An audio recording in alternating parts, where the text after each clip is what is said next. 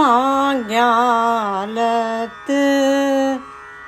அரசர் அபிமான பங்கமாய் வந்து நின் பள்ளிக்கட்டிற் கீழே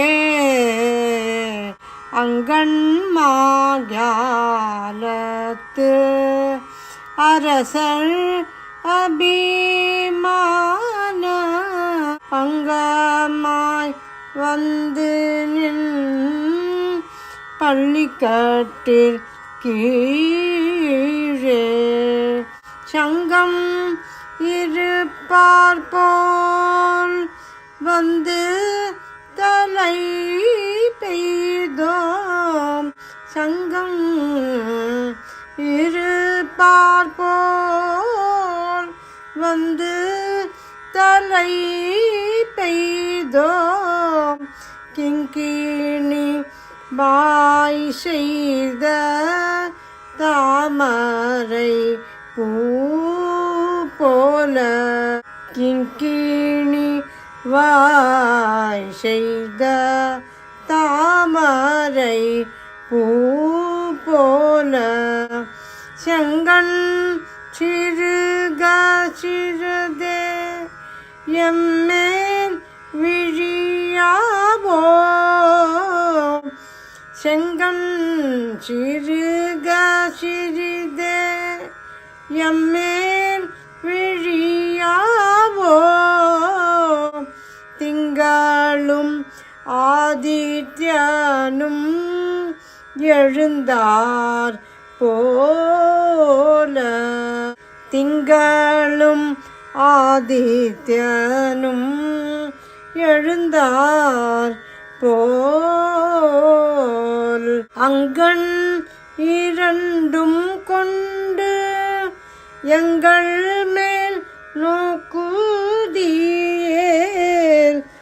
அங்கண் இரண்டும் கொண்டு எங்கள் மேல் நோக்குதியேல் எங்கள் மேல் சாபம் இழிந்தேலோ ரெம்பாவாய் எங்கள் மேல் சாபம் இழிந்தேலோ ரெம்பாவாய் அங்கண் மாஞாலத்து அரசர். திருப்பாவையில் 22வது பாசுரம் அங்கண்மா ஞாலத்து அரசர்.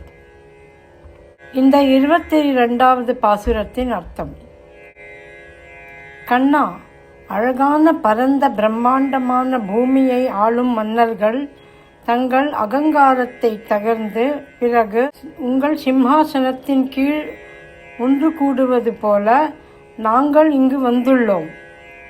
அவர்களைப் போல் நாங்களும் உங்கள் அருகில் நிற்கிறோம்.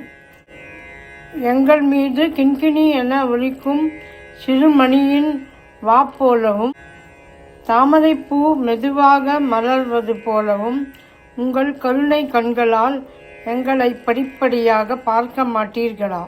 சந்திரனும் சூரியனும் உதித்தது போல அந்த கண்களை கொண்டு எங்களை பார்ப்பாயானால் எங்கள் மீது எல்லா பாபங்களும் சாபங்களும் தீர்ந்து விடுமே.